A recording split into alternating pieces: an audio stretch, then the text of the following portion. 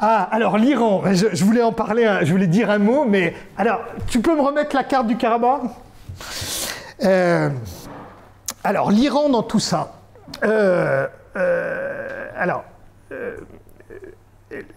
Les derniers incidents, les derniers combats qui ont eu lieu au début de l'automne visent cette ligne rouge que vous voyez en bas, au sud. Vous voyez, entre les territoires reconquis de l'Azerbaïdjan et le Nakhitchevan.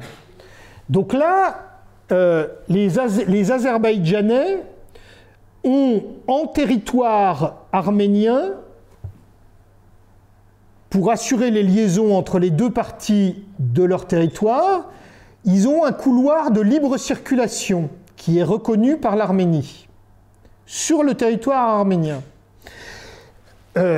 Aujourd'hui, les combats qui ont eu lieu cet automne visaient de la part de la Turquie et de l'Azerbaïdjan de s'emparer de cette frontière, c'est-à-dire de s'emparer non pas de se contenter du couloir de libre circulation, mais de prendre du territoire qui cette fois n'appartient pas au Karabakh, mais qui cette fois appartient à la République d'Arménie, pour assurer la continuité territoriale. Or, il y a, vous voyez, une frontière commune entre la Turquie et le Nakhitchevan. Donc si vous vous emparez de cette région, de la frontière entre l'Arménie et l'Iran, vous établissez une continuité territoriale entre la Turquie et l'Azerbaïdjan, donc entre la Turquie et la mer Caspienne. Et ça, et là, les Iraniens ont dit stop. Alors, pourquoi les Iraniens ont-ils dit stop? Et c'est là qu'on rentre dans un jeu qui est encore plus compliqué. Parce qu'en réalité, l'Azerbaïdjan est devenu une base arrière d'Israël. Une grande partie des armes qui ont été utilisées dans la guerre de 2020 ont été fournies par Israël. Israël a une alliance stratégique avec l'Azerbaïdjan parce que électroniquement, militairement, c'est pour eux une base pour une potentielle attaque de l'Iran en cas de décision israélienne d'intervenir contre le régime islamiste. Donc il y a une alliance Tel Aviv-Bakou qui s'est mise en place au fil des ans. Qu'on a vu d'ailleurs dans une des saisons du Bureau des légendes, où il y a une saison qui se passe dans un centre. Voilà. Donc on a cette alliance stratégique. Et en outre, il y a une minorité azérie en Iran, de l'autre côté de la frontière. Or, depuis une dizaine d'années, l'Azerbaïdjan finance et organise un séparatisme azéri des provinces peuplées par les Azéris en Iran. Et donc, le régime iranien voit ça d'un très mauvais œil. Et donc, vous avez aujourd'hui une alliance stratégique entre l'Arménie et l'Iran. Et alors, Pachinian, qui est le dirigeant actuel de l'Arménie, qui est issu d'un mouvement d'un mouvement populaire qui a forcé les anciens dirigeants arméniens à démissionner et qui a contribué à un renouvellement du personnel politique arménien, est arrivé au pouvoir avec un programme de rapprochement avec les Américains et avec les Européens.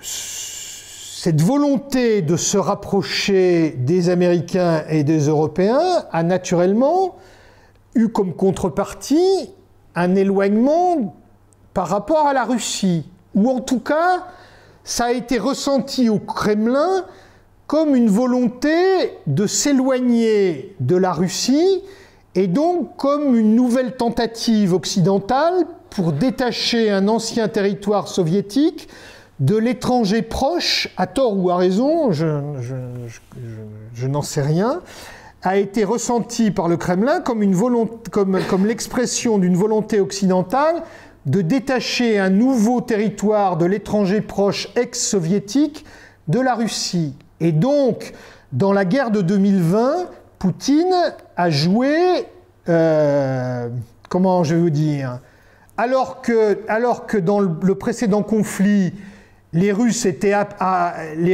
intervenus pour permettre de stabiliser la situation, puis ils avaient permis aux combattants du Haut-Karabakh en fait de gagner la guerre.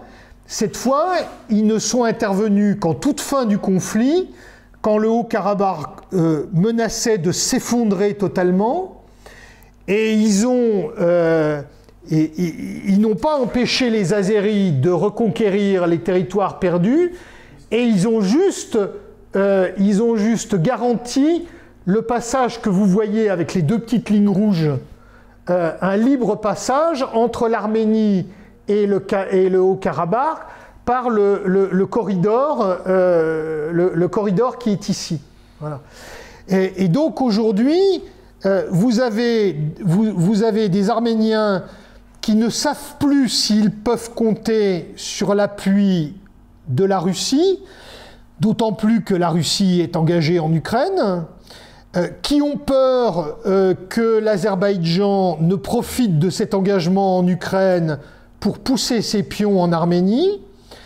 Et en réalité, leur dernière garantie aujourd'hui, c'est l'Iran qui a dit « pas touche à ma frontière avec l'Arménie ».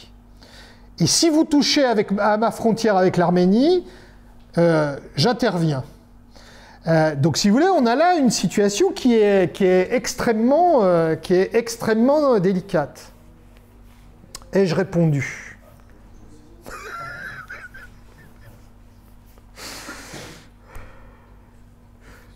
D'autres questions?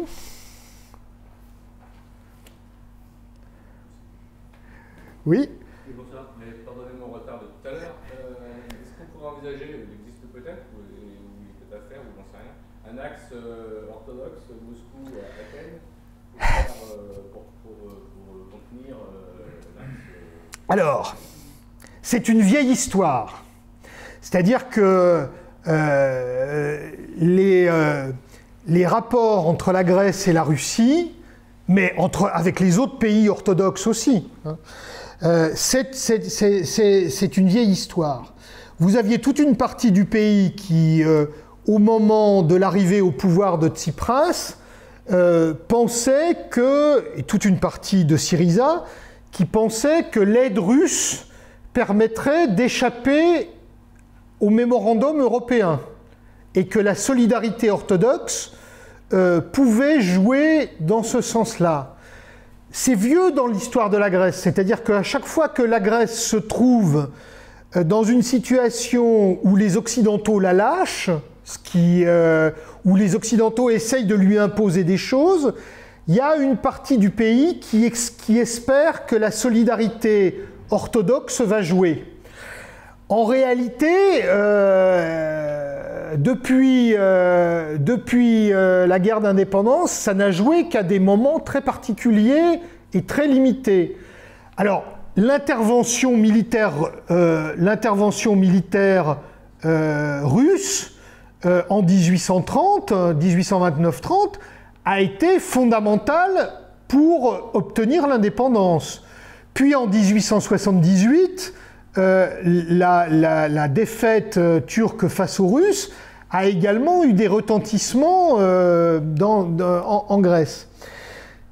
Aujourd'hui, c'est compliqué parce que la Grèce est dans l'OTAN, et les élites grecques considèrent, à tort ou à raison, que l'OTAN est leur ultime garantie face à la Turquie, qui appartient à l'OTAN elle aussi. Alors, de fait,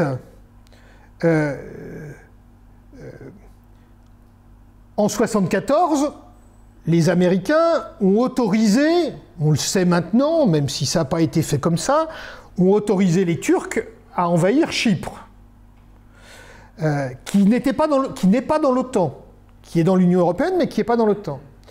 Ils ont autorisé à envahir Chypre, et à l'époque, le Premier ministre qui a rétabli la démocratie, Karamanlis, avait sorti la Grèce de l'organisation militaire intégrée en rétorsion, comme De Gaulle l'avait fait pour nous en 1965. Puis, une fois la crise passée, la Grèce a réintégré.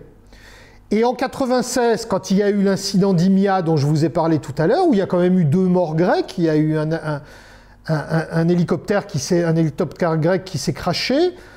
Les Grecs, pour ne pas envenimer la situation, ont dit que c'était les conditions météo. En réalité, tout le monde sait, ou presque tout le monde croit que c'est des tirs turcs qui ont abattu cet hélicoptère. Donc c'est Clinton qui a sifflé la fin de la partie et qui a dit aux Turcs que maintenant ça suffit. Et puis, depuis Erdogan,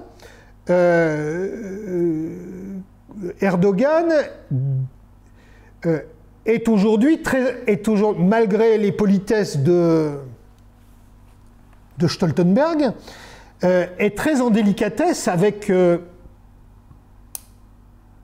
l'OTAN. Il a acheté des S-300 russes, il y a un embargo américain, et puis dans le conflit de l'Ukraine, il soutient l'Ukraine, à qui il a fourni des drones, il avait même construit une usine de drones là-bas. Mais en même temps, il garde le contact avec Poutine, c'est lui qui a négocié l'accord sur les céréales, qui vient de leur mettre... alors, c'est aussi dans son intérêt, parce qu'il a une industrie minotière qui exporte vers l'Afrique, et si le blé ukrainien n'arrive plus en Turquie, son industrie est à l'arrêt, et comme il a déjà 185% d'inflation à l'intérieur, et que sa monnaie est en chute libre... ça ne va pas arranger ses affaires. Donc du coup, les Grecs se disent, pour l'instant, nous, on est le bon élève dans l'OTAN, et lui, c'est le mauvais élève. Donc s'il y a un truc qui arrive entre 2 élèves de l'OTAN, les Américains choisiront le bon élève. C'est un pari. Hein. Et donc, du coup, je dis c'est un pari. C'est un pari qui n'est pas forcément gagnant, mais c'est le pari des élites grecques. Derrière, aujourd'hui, pour la Grèce, petit pays de 11 millions d'habitants, face à une Turquie de 80 millions d'habitants, jouer la Russie alors qu'on est dans l'OTAN, vous comprenez bien que c'est très dangereux. C'est très dangereux parce que s'aliéner les États-Unis dans la position géostratégique où est la Grèce, je suis pour la sortie de la France de l'OTAN et de l'Alliance Atlantique, mais pour ce qui est de la Grèce, c'est aussi un pari risqué. Alors, les Grecs essayent de maintenir les 2 choses. Par exemple, l'actuel gouvernement grec vient de prendre 2 décisions importantes. Les États-Unis faisaient pression pour que les Grecs envoient les systèmes anti-aériens actuellement déployés dans les îles orientales, c'est-à-dire face à la Turquie, qu'ils les envoient en Ukraine. L'état-major a dit « nous, on est là pour défendre le pays avant tout », et le gouvernement a suivi, c'est-à-dire qu'il a refusé de livrer ses matériels malgré les pressions américaines. Et j'ai vu hier ou avant-hier que le gouvernement refusait de privatiser le port d'Alexandroupoli. Alors vous savez, dans la grande braderie européenne, tout a été bradé, à commencer par le port du Pirée aux Chinois, etc., etc. Eh bien, le gouvernement vient de dire Alexandroupoli, non, c'est quelque chose qui appartient à l'intérêt national, à la défense nationale, et donc on ne privatisera pas. Là encore, il y a double détente, c'est-à-dire que les Américains, depuis maintenant une quinzaine d'années, voient que leur ancienne grande base la plus avancée à l'est, qui était sur le territoire turc, Incirlik, est de plus en plus en situation d'insécurité. Ça a commencé avec la guerre d'invasion anglo-américaine de l'Irak, où l'AKP, qui venait d'arriver au pouvoir, a interdit l'utilisation de cette base OTAN comme départ d'une opération aéroportée vers le Kurdistan irakien. Pour des raisons de guerre turque, anti-kurde, etc. Ça a mécontenté les États-Unis. Et ensuite, il y a eu plusieurs épisodes dans lesquels les Turcs ont exercé des grosses pressions sur cette base OTAN. À un moment, ils ont coupé le courant. À un moment, ils ont arrêté le ravitaillement, etc. Donc, il y a eu une mise en insécurité de cette base. Et les Américains ont ont ramené un certain nombre de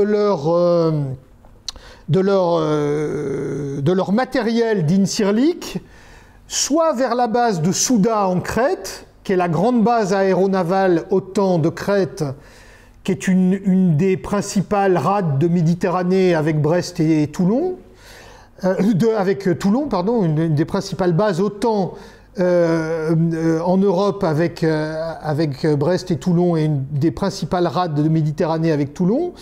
Donc ils ont ramené une partie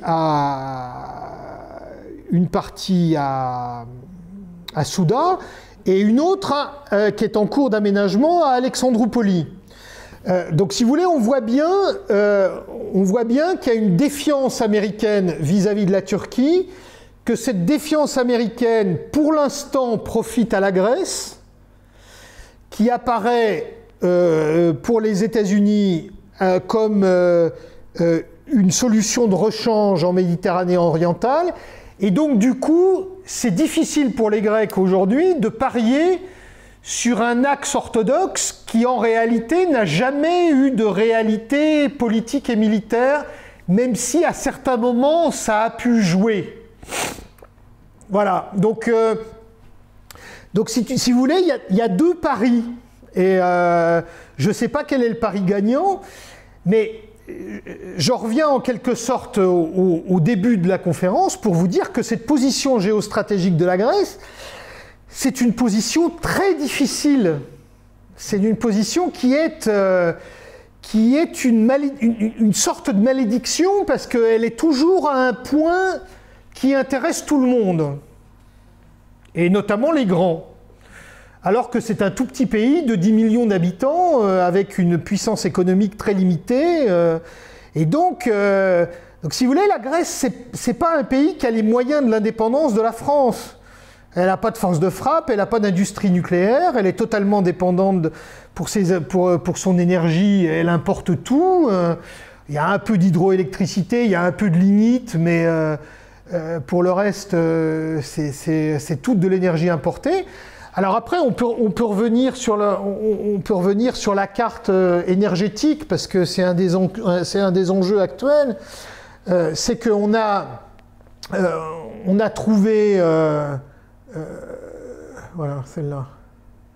On a trouvé un énorme gisement de gaz entre le Liban, Chypre, Israël et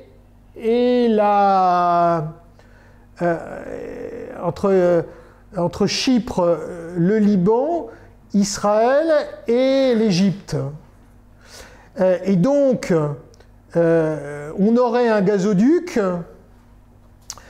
qui partirait de centres d'exploitation. Alors là aussi, ça explique en partie la position de la France, parce que les concessions ont été données à Eni et à Total, et donc il y a des gros intérêts de Total dans cette région. Et donc on aurait un gazoduc qui partirait des lieux de production entre Israël, l'Égypte et Chypre, qui passerait par la zone économique exclusive grecque et qui irait jusqu'au sud de l'Italie. Alors, ça a provoqué la réponse d'Erdogan, qui a négocié avec le gouvernement libyen, ou plutôt avec un des deux gouvernements libyens, celui qui était à Tripoli, islamiste comme lui, a négocié cette zone économique exclusive absolument aberrante que vous voyez là en écharpe au milieu de la Méditerranée. Et tout d'un coup, Erdogan a dit « Ah, mais moi j'ai fait un accord avec Tripoli, on se partage la Méditerranée, et on va forer dans cette zone-là. » Sauf que c'est totalement absurde au niveau du droit international et que ça méconnaît évidemment les droits de la Grèce. Et donc voilà, donc là on a un enjeu majeur. Alors depuis hier ou avant-hier, j'ai vu aussi sortir que les Grecs commençaient à forer entre la Crète et l'Italie, c'est-à-dire dans leur zone exclusive à l'ouest de la Crète, et que là, ils espèrent également trouver un gros gisement gazier. Donc là, on pourrait avoir quelque chose qui modifierait le poids économique de la Grèce et l'importance économique de la Grèce pour la fourniture d'énergie. Mais pour l'instant, tout ça n'est qu'à l'état de projet. En tout cas, ces intérêts gaziers sont absolument fondamentaux et vont l'être pour les années suivantes. Si tu veux, on peut dire un mot quand même de Chypre et de la revendication turque sur les eaux territoriales de Chypre, parce que c'est quand même ce qu'il y a de plus drôle, si j'ose dire. Donc voilà, là vous avez les permis de forage les zones de permis de forage qui ont été accordées par la République de Chypre dans sa zone économique exclusive. Donc c'est les zones qui sont numérotées 1, 2, 3, 4, jusqu'à 12. Et puis vous avez les revendications turques en rose qui sont numérotées A, B, C, D, E, F, G. Et donc vous voyez, alors les Turcs occupent illégalement le nord de Chypre, mais ils revendiquent une zone exclusive qui entoure tout Chypre. Et ben voilà, donc si vous voulez, ça c'est la Turquie. Donc c'est mon droit est supérieur au droit de tous les autres, et vous n'avez qu'à mes intérêts sont supérieurs aux intérêts des autres, hein, et priment sur ceux des autres. Oui. Une question justement sur la Turquie, puisque c'est quand même le nœud central. Ah oui. Est-ce qu'on peut imaginer, à plus ou moins brève échéance, un avenir turc sans Erdogan, sans l'AKP? Alors, est-ce que ça ouvrirait des perspectives différentes pour la région? Alors, en principe, il y a des élections en juin prochain. Et Erdogan et l'AKP sont donnés battus par tous les sondages.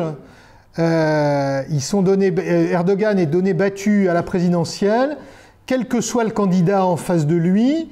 L'un ou l'autre des deux candidats possibles du parti kémaliste, qui sont l'actuel maire d'Istanbul et l'actuel maire d'Ankara. Alors, il y a deux choses. Aujourd'hui, le système AKP est à bout de souffle. Il est à bout de souffle parce que il y a une politique économique qui est absolument absurde. Si vous voulez, les belles années de l'AKP, il y avait des taux de croissance annuels supérieurs à 8%, qui étaient en partie financés par les crédits européens. Et ces crédits européens servaient à alimenter le système clientéliste de l'AKP. C'est-à-dire que Erdogan décidait des grands travaux. Alors vous avez l'aéroport d'Istanbul, qui je crois est le plus grand du monde maintenant, le percement d'un canal parallèle au Bosphore, l'aménagement d'une des îles des Princes au large d'Istanbul, qui est devenue une résidence présidentielle, etc., des centres commerciaux. Vous vous rappelez du mouvement de protestation dans ce parc au centre d'Istanbul, finalement on a construit un centre commercial. Donc tout ça, c'était des marchés publics. On utilisait l'argent européen pour financer ces marchés publics. Ces marchés publics étaient donnés à des entrepreneurs amis de l'AKP qui versaient des rétrocommissions à l'AKP et grâce à ces rétrocommissions, c'est-à-dire grâce à vos impôts et aux miens, l'AKP finançait des crèches, des écoles, des hôpitaux, des universités, donnait du charbon, des réfrigérateurs, etc., dans tout le pays. C'est-à-dire que, de mémoire, je crois me rappeler que vous aviez 3 ménages sur 5 qui, d'une manière ou d'une autre, touchaient des services ou des biens matériels de l'AKP. Et en échange, vous aviez le vote pour l'AKP. Bon. Alors ça, c'est fini.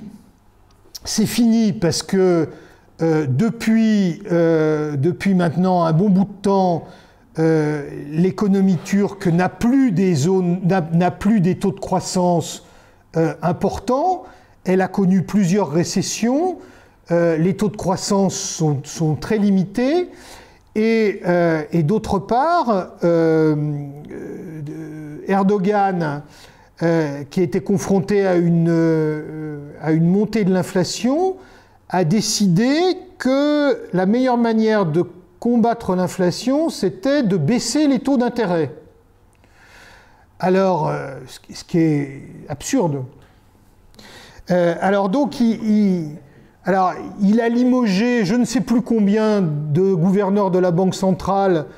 Je crois qu'on doit être au 3e ou au 4e, je pense, depuis 2 ans, ou à peu près autant de ministres des Finances. Et donc aujourd'hui, la Banque centrale baisse les taux d'intérêt. Alors c'est des taux d'intérêt qui sont au-dessus de 10. Hein. Ils sont, de mémoire, ils doivent être maintenant entre 12 et 14, quelque chose comme ça. Et donc il y a eu plusieurs baisses. À chaque baisse, la monnaie dégringole. Donc la monnaie est elle bat semaine après semaine des records historiques de baisse, et donc ça implique une hausse vertigineuse des prix des produits importés. Donc selon les experts indépendants, on est maintenant en Turquie sur un rythme annuel d'inflation de 185%.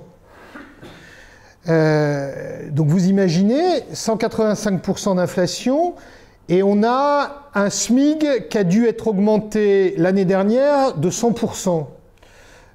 Donc on est à 85% de perte du pouvoir d'achat pour les bas salaires. Donc il y a un mécontentement social qui monte dans le pays. Il y a de plus en plus de gens qui ne peuvent plus acheter des produits de première nécessité qui sont importés, qui ne peuvent plus chauffer, qui ne peuvent plus prendre les transports. Et il y a des pénuries qui se multiplient, parce que la Turquie n'a plus de réserve de change, et donc elle ne peut plus payer les importations. Et donc on a des pénuries, notamment de médicaments. Donc tout ça fait qu'il est peu probable, c'est pas c'est pas exclu parce que c'est une bête politique, et mais il est peu probable qu'il gagne les élections. Alors moi, ce que je crains, c'est que comme tout despote acculé, il se lance dans un truc absurde pour recoller l'opinion derrière lui sur voilà. Si vous voulez, c'est ce qu'ont fait les colonels grecs à Chypre en tentant de renverser Makarios en 1974, c'est ce qu'ont fait les généraux argentins avec les Malouines, et donc on peut très bien avoir ça, soit en Arménie, soit en Grèce, c'est-à-dire tout d'un coup un coup de force qui dit vous voyez, c'est moi le seul qui peut défendre les intérêts de la Turquie. On ne peut pas non plus, vu le bonhomme, on ne peut pas non plus écarter la possibilité d'un coup d'État s'il est assuré de perdre les élections. Parce que depuis 20 ans, ils ont mis des milliers et des milliers de gens en prison, qui ont été torturés, qui ont eu des procès politiques dignes des procès staliniens, avec des complots inventés, d'autres qui étaient peut-être réels ou qui ont été manipulés, mais il y en a un certain nombre qui étaient inventés. Donc vous avez toute une galerie de généraux, d'amiraux, de pilotes, d'officiers, de sous-officiers, de magistrats, de policiers qui sont en tôle depuis 5, 10, 15 ans. Quand ces gens-là vont sortir, parce que s'il est battu, il y aura une amnistie générale, et je doute que ça se passe dans l'amour et la fraternité, et que ces gens-là ne demandent pas des comptes. Donc, si vous voulez, il a conscience que s'il perd les élections, il va y avoir des règlements de compte. Alors, est-ce qu'il est prêt à assurer ces règlements de compte? Est-ce qu'il a pris ses arrières en partant au Qatar ou je ne sais où avant que ça se déclenche? Est-ce que tout ça, je n'en sais rien. Mais cette alternance, elle apparaît aujourd'hui comme une alternance problématique, si vous voulez. Alors derrière, est-ce qu'il y a une attitude, est-ce qu'il y aura une attitude différente du pouvoir turc? Si vous voulez, je compte moins sur un changement d'attitude du pouvoir turc que des successeurs qui auront d'autres choses à faire pour remettre le pays en ordre de marche, plutôt que de se lancer dans des opérations extérieures. C'est-à-dire que s'il y a un nouveau gouvernement qui arrive aujourd'hui, il sera probablement beaucoup plus discret, au moins pendant 4-5 ans. Après, la Turquie est la Turquie, et la culture, le rapport au monde, etc., ça ne changera pas du jour au lendemain, et le danger potentiel que représente la Turquie ne changera pas. Mais au moins, on n'aura plus probablement un pays qui va dépenser de l'argent pour islamiser l'Afrique et les Balkans. On aura peut-être un gouvernement qui aura d'autres soucis immédiats que d'aller s'engager en Turquie, en Syrie, en Libye, en Arménie, et voire attaquer la Grèce. Il y a notamment eu un sondage récent en Turquie qui montrait, je crois, que 70% des Turcs ne considéraient pas les Grecs comme des ennemis. Et donc, si vous voulez, ça montre aussi que la rhétorique d'Erdogan, probablement, elle est à bout de souffle aussi là-dessus. Mais il est là, et dans quelles conditions acceptera-t-il de partir?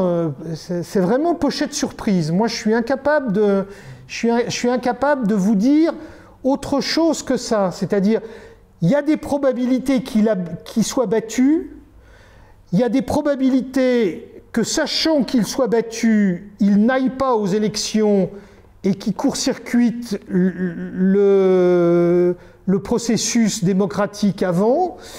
Et il y a des probabilités que s'il ne court-circuite pas le processus démocratique, ça ne se passe pas dans la joie et la bonne humeur. Voilà.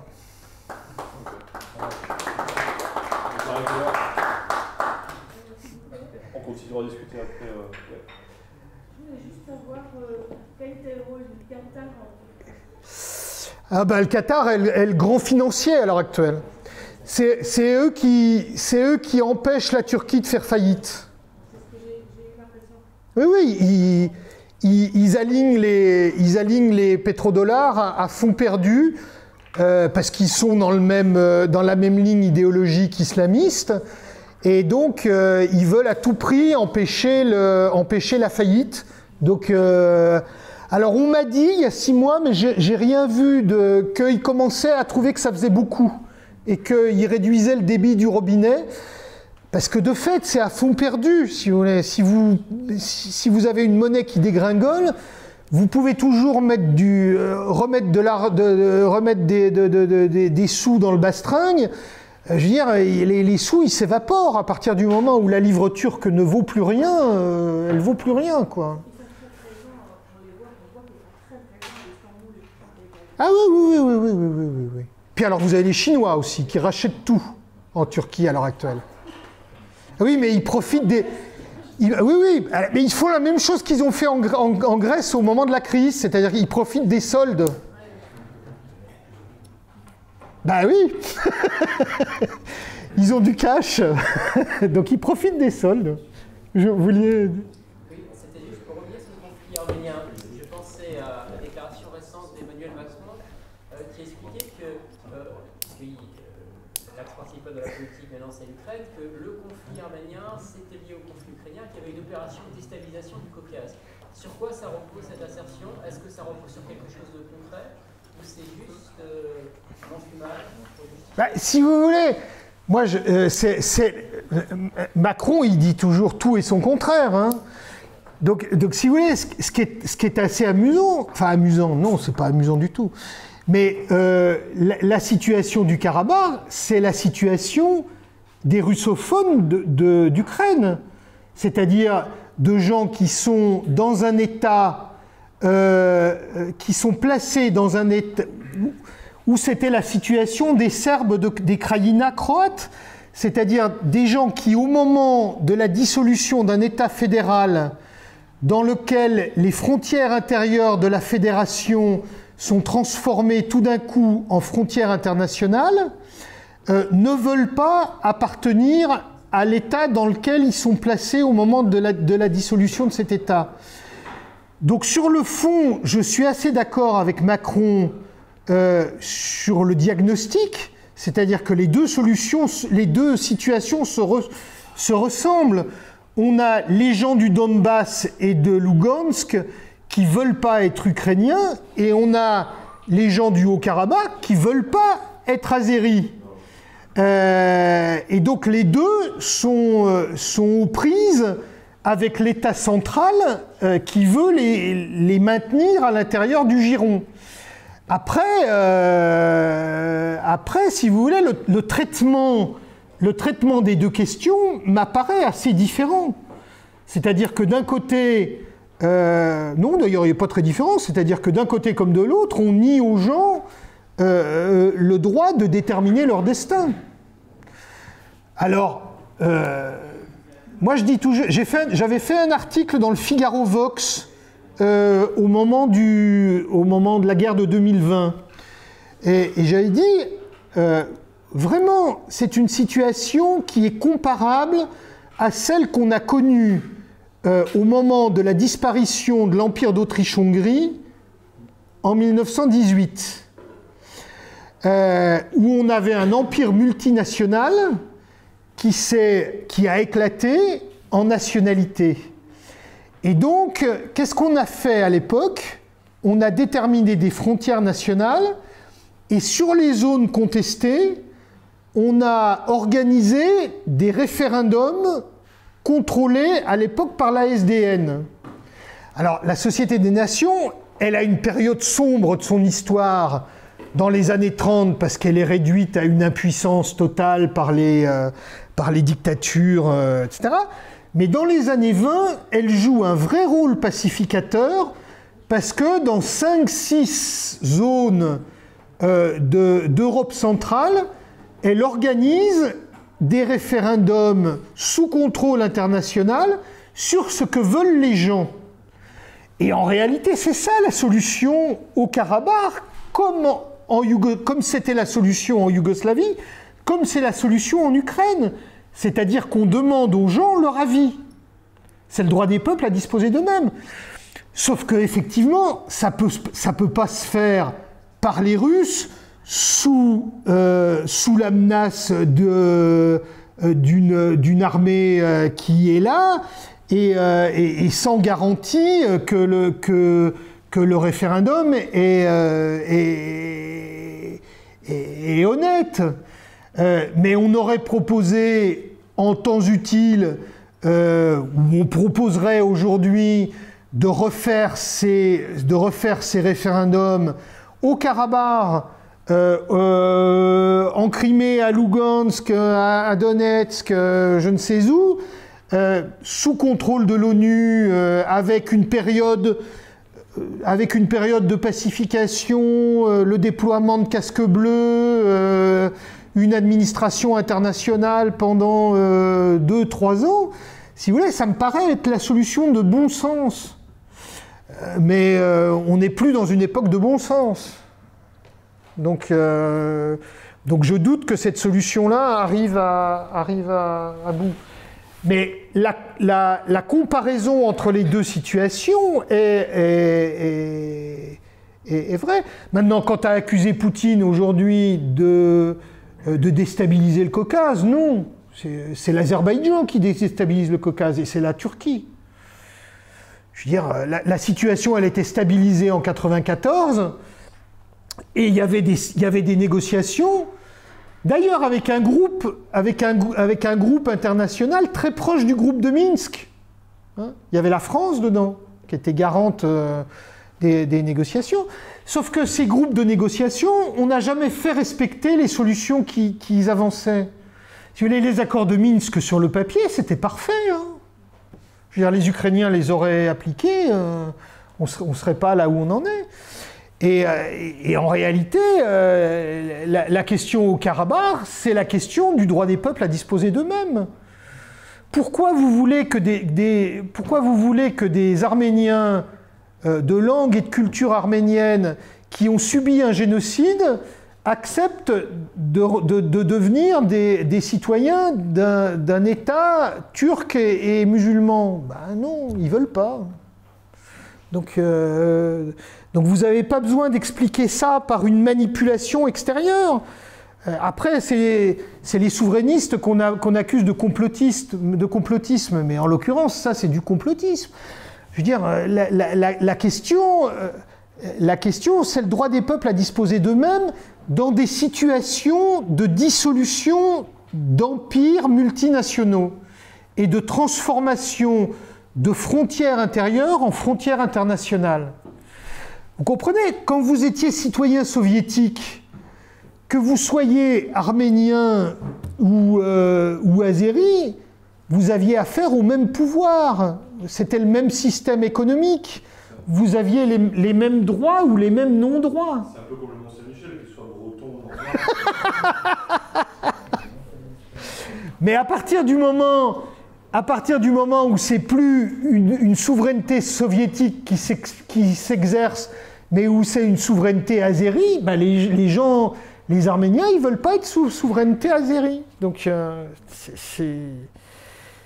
c'est un gros, c'est là qu'il est le cœur du problème. C'est pas dans une déstabilisation extérieure. Maintenant, après, évidemment, tout le monde défend ses intérêts dans la région.